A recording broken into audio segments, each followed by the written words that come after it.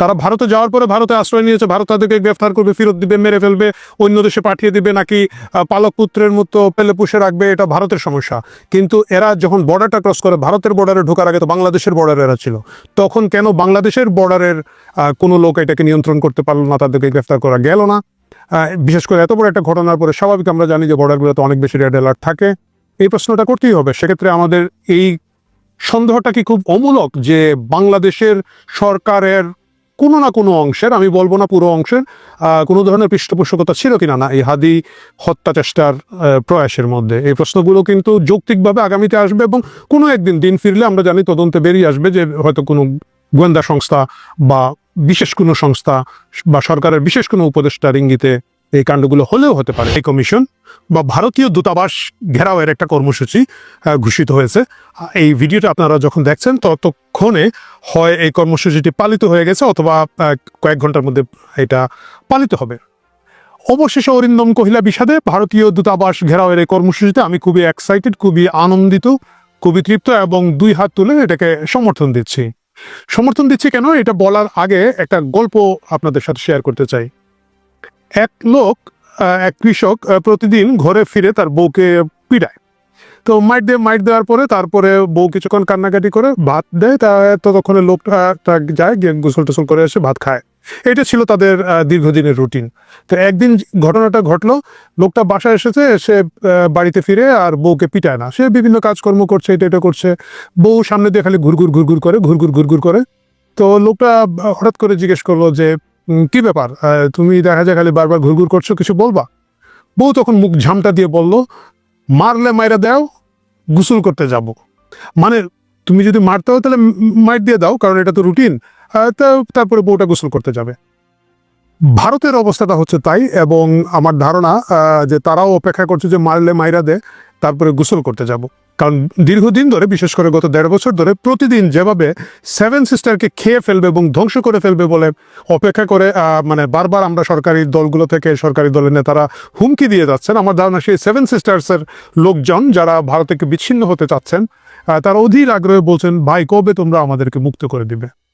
এই যখন পরিস্থিতি, তখন জুলাই ঐক্য নামে, জুলাইয়ের একটা জুলাইয়ের যে বিভিন্ন সংগঠন আছে তারই একটা সংগঠন, যেটা ছাত্র শিবিরের এবি জুবায়ের এবং ছাত্র শিবিরের নেতাকর্মীরা চালান। মানে বাংলাদেশের সব সংগঠনই তো গুপ্ত বাহিনীর সুপ্ত অবস্থায় চালান, বাট এইটা একটু প্রকাশ্যে চালান। সেই সংগঠন থেকে ডাক দেওয়া হয়েছে যে ভারতীয় দূতাবাসকে ঘেরাও করা হবে। ঘেরাও করার পিছনে যে যুক্তিটা তারা দিয়েছেন, যে দাবিটা তারা করেছেন, এটা খুবই যৌক্তিক একটা দাবি, যে সেখানের মধ্যে যে মুশকিলটা তৈরি হচ্ছে, আমাদের দেশে অপরাধ করার পরে অপরাধীরা পালিয়ে ভারতে চলে যাচ্ছে। এর বাইরে প্রচুর সংখ্যক রাজনৈতিক নেতাকর্মী, যাদের অধিকাংশই এই দেশের মধ্যে মামলা ফেস করছেন, তথা অপরাধী আওয়ামী লীগের নেতাকর্মী, শেখ হাসিনা সহ বা সাবেক স্বরাষ্ট্রমন্ত্রী সহ অনেক মন্ত্রী, এমপি এবং ছোটখাটো ইভেন তৃণমূলের নেতারা কলকাতা এবং দিল্লিতে আশ্রয় নিয়েছেন বলে জানা যায়। এদেরকে ফেরত দিতে হবে। এবং বিশেষ করে হাদিকে মেরে যে 2 জন পালিয়ে গিয়েছেন বলে ধারণা করা হচ্ছে, যে তারা ভারতে চলে গিয়েছেন। আমি জানি না এটা কতটুকু সত্য বা মিথ্যা, সেটার ফেরত দেওয়ার এবং এটা খুব প্রকাশ করার জন্য তারা এই দূতাবাস মুখী মিছিল করছেন। এবং আমি পত্রিকা সূত্রে যেটা দেখতে পেলাম, সেখানের মধ্যে আমাদের কিছু সাবেক সেনা কর্মকর্তারা থাকবেন। আপনারা জানেন যে এই সেনা কর্মকর্তাদের মধ্যে কিছু আছেন সাবেক সেনা কর্মকর্তারা বয়সের ভারে বা হয়তো ট্রেনিং দিতে মগজের কিছু ক্ষতি হয়ে গিয়েছিল আগে, যার কারণে তারা খুব উল্টাপাল্টা কথা বলেন। তারা গত বছর এই সময় বলেছিলেন যে 4 দিনে ক্যালকাটা দখল করে ফেলবেন, আরও কি যেন উদ্ভট কথা বলেন। তো আমি আশা করছি সেই সেই সেনা কর্মকর্তারা এই মিছিলে যুক্ত হবেন, এবং অবভিয়াসলি যেহেতু শিবির সংগঠন হিসেবে ডাক দিয়েছে, শিবিরের লোকজন যুক্ত হবেন। এবং এন্টি ভারতীয় যে সেন্টিমেন্টটা বাংলাদেশে আছে, সুতরাং শিবিরের যে শিশু সংগঠনগুলো আছে তারা বিভিন্ন ব্যানার এবং নামে এটার মধ্যে যুক্ত হবেন। আমি শুরুতেই বলেছি, আমি এই কর্মসূচি সর্বাত্মক সমর্থন করি। আমি নিজে একজন খুব ভারত বিরোধী লোক। কিন্তু আমার প্রশ্নটা হচ্ছে, এটা কি আসলে শুধুমাত্র এই সৎ উদ্দেশ্যে করা হচ্ছে, নাকি এর পিছনে রাজনীতিকে আড়াল করার একটা চেষ্টা আছে? আপনারা জানেন, এই সরকার যখন ব্যর্থ হয়, মানে তারা সবসময় যখন ব্যর্থতা বেশি চোখে পড়ে যায়, তারা কিছু পাবলিক স্টান্টবাজি করে। প্রথমে তারা কি করবে, তারা কোনো একটা নায়িকারে গ্রেফতার করে ফেলবে, ধরেন পরিমণিরে গ্রেফতার করে ফেলবে বা এরকম কাউরে গ্রেফতার করে ফেলবে, এবং সেটা যদি না পারে তারপরে তারা কিছু একটা ড্রোন শো দিবে। ড্রোন শো দিয়ে যদি এটা না হয়, তাহলে একটা হেলিকপ্টার শো দিবে, বিমান শো দিবে, বিমান থেকে ফালাবে, বাতি জ্বালাবে, এইসব তামসা তারা করে পুরো জিনিসটাকে তারা একটা পাবলিক স্টান্টবাজিতে নিয়ে যায়। এই পাবলিক স্ট্যান্ডবাজির অংশ হিসাবে ভারতীয় দূতাবাস দখলের চেষ্টা হচ্ছে কিনা, দখল তো না, ঘেরাও কর্মসূচি দেওয়া হয়েছে কিনা, এটা আমাদেরকে বুঝতে হবে। কারণ মৌলিক যে প্রশ্নটা যদি তুলতে হয়, মৌলিক প্রশ্নটা তুলতে হবে হাদিকে কারা আক্রমণ করেছে, হাদিকে কারা মেরে ফেলার জন্য খুব নিখুঁতভাবে গুলিটা করেছে। ভাগ্য ভালো যে হাদি এখনো মারা যান নাই, চিকিৎসাধীন আছেন, এবং আমি কামনা করি, আশা করি যে তিনি খুব দ্রুতই সুস্থ হয়ে আমাদের মধ্যে ফিরে আসবেন। কিন্তু ওনার এই হত্যা প্রচেষ্টাটা যারা করেছিল এরা কারা? ঢালাওভাবে আওয়ামী লীগের উপরে দোষ দেওয়া হচ্ছে এবং এই দুজনকে আওয়ামী লীগের নেতাকর্মী হিসাবে চিহ্নিত করা হচ্ছে, যে দুইজনকে প্রাইমারি সাসপেক্ট হিসাবে নেওয়া হয়েছে। বাট আমাদেরকে মনে রাখতে হবে, বাংলাদেশের সবাই একসময় আওয়ামী লীগ করতো, এখন সবাই গাছের পাতা সহ সবাই এখন বিএনপি করে। এবং এই সাদিক কায়েম যদি 5 আগস্টের পট পরিবর্তন না হতো, এখন উনি জয় বাংলা জয় বঙ্গবন্ধু বলে বিভিন্ন হল শাখা ছাত্রলীগের সাথে মিছিল করতেন। সুতরাং এই যে দুইজনকে এখন আওয়ামী লীগ বলা হচ্ছে, তারা আদৌ কি আওয়ামী লীগ ছিল কিনা, না না তারা সরকারি পৃষ্ঠপোষকতায় হত্যার সঙ্গে জড়িত ছিল, এই প্রশ্নটা উঠতে হবে।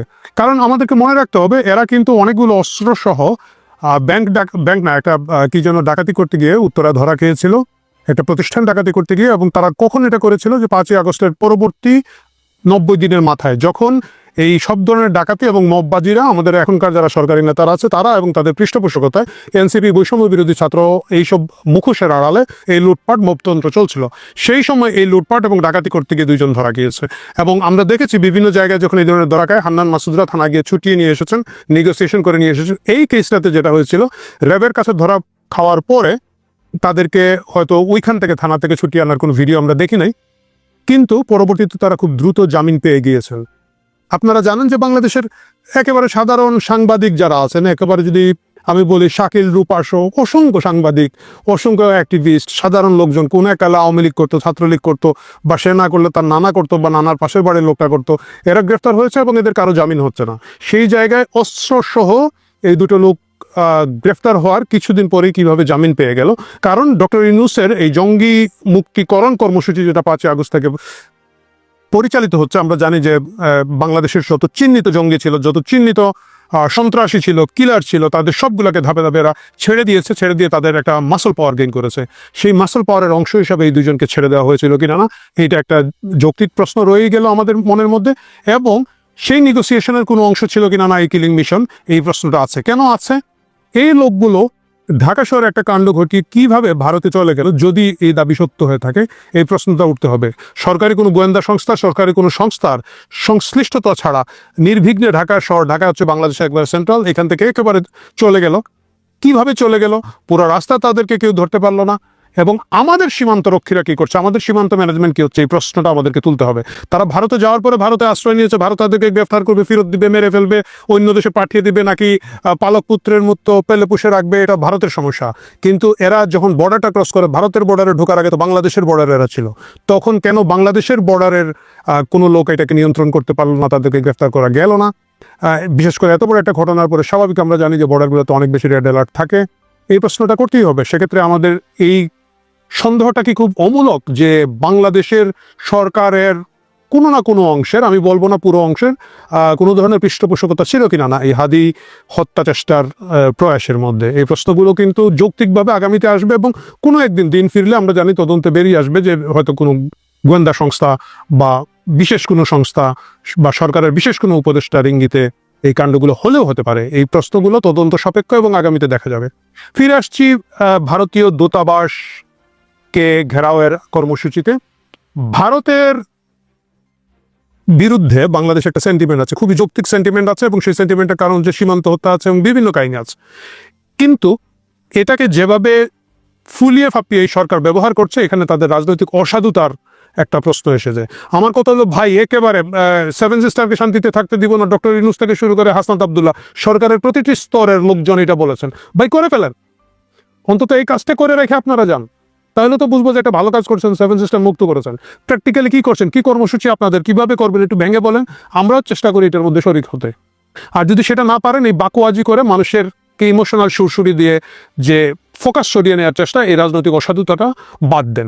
আমাদের মনে আছে এই আসিফ নজরুল, ডক্টর ইউনূসের ডান হাত, যেটা ডক্টর ইউনূস দেরিতে আসলে যে নিজেই চেয়ারে বসে পড়ছিল প্রধান উপদেষ্টা হিসেবে, সে আসিফ নজরুল বলেছিল যে 26 লক্ষ ভারতীয় বাংলাদেশে কাজ করে থাকে। তো এখান থেকে তুই 26 জন বের করে দাও আঙ্কেল। এই 26 জনকে আজ পর্যন্ত তুমি বহিষ্কার করতে পেরেছো, একটা তালিকা দাও। 26 লক্ষ লাগবে না, 26,000 লাগবে না, 2600 লাগবে না, 26 জন।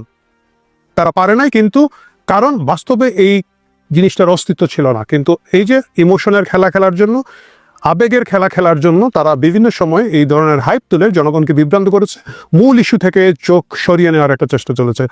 ভারতের সাথে বাংলাদেশের অনেকগুলো চুক্তি আছে। প্রথমে আসার পরে, এই ইন্টারিম গভর্নমেন্ট আসার পরে আমরা শুনলাম তারা বারবার বলো যে সবগুলো আওয়ামী লীগ ছত্রনাশ করে ফেলেছে, সবগুলা বাজে চুক্তি, সবগুলা খুব খারাপ চুক্তি, দেশের স্বার্থ ছিল না, ইন্ডিয়ার কাছে দেশ বিক্রি করে দিয়েছে।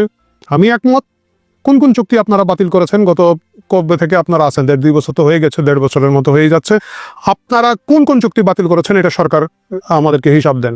এবং যদি চুক্তি বাতিল করে না থাকেন, কেন করেন নাই? যদি এগুলোতে বাংলাদেশের স্বার্থ অক্ষুণ্ণ থাকে, তাহলে আপনারা মাপ চান, আপনারা বলেন আমরা ভুল করেছি, আমরা জনগণের কাছে ক্ষমা চাই, কারণ আমরা আওয়ামী লীগের পিছনে সুরসুরি দেওয়ার জন্য এই মিথ্যা তথ্যগুলো আপনাদেরকে দিয়েছে।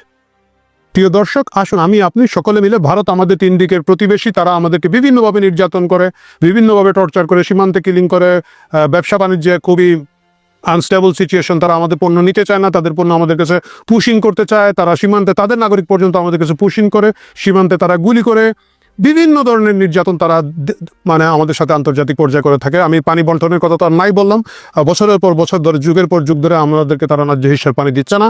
এই সব কিছু মিলিয়ে ভারতের বিরুদ্ধে যে ইমোশনটা আছে, এইটাতে যদি সরকার খেলতে চায়, সরকারকে জবাব দিতে হবে ক্যাটাগরিক্যালি যে তারা এর বিরুদ্ধে কী কী ব্যবস্থা নিচ্ছেন। আর এই ব্যবস্থা যদি না নিয়ে থাকেন, তাহলে আমরা ধরেই নিব জনগণের চোখ, জনগণের দৃষ্টি মূল সমস্যাগুলো থেকে সরিয়ে দেওয়ার জন্য ভারতীয় বিরোধিতার একটা নতুন নাটক ডক্টর ইউনূস এবং তার সওয়াল বল শুরু করে দিয়েছে। তাই ধারাবাহিকতায় ভারতীয় দূতাবাস ঘেরাও, হয়তো মানে একটু আক্রমণ নাটক সবই চলবে, কিন্তু সব কিছুর পরে আমাদেরকে মনে রাখতে হবে, এই সরকার যদি সত্যিকার অর্থেই দেখাতে চায় যে ভারত আমাদের জন্য একটা বিরাট শত্রু, সেটা তাদেরকে প্রমাণ করতে হবে কাজে। 26 লক্ষের হিসাব দিয়ে 26 লক্ষকে বহিষ্কার করে প্রমাণ করতে হবে, বাংলাদেশের সাথে ভারতের সকল চুক্তি বাতিল করে তাদেরকে প্রমাণ করতে হবে। আর ওই হ্যাডম যদি তাদের না থাকে, ওই জোর যদি তাদের না থাকে, বুঝতে হবে তারা আবার আরেকটা বাটপাড়ি নিয়ে আমাদের সামনে এসেছে। এবং আমাকে আপনাকে তখন মুচকি হেসে বলতে হবে, নাটক কম করো আসিফ নজরুল, নাটক কম করো প্রিয়।